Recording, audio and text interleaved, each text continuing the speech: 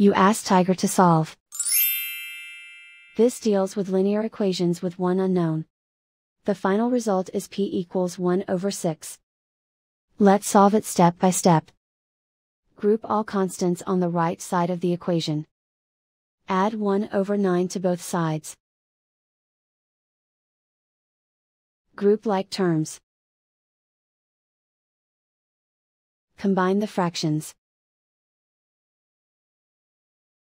Combine the numerators.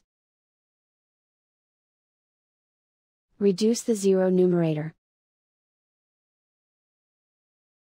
Simplify the arithmetic.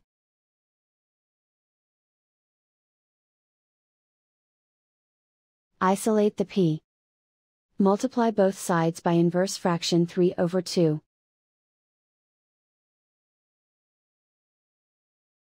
Group like terms.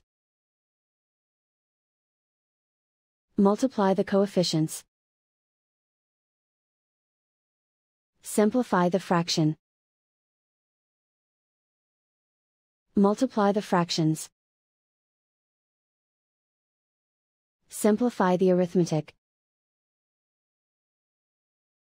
And so the final result is p equals 1 over 6.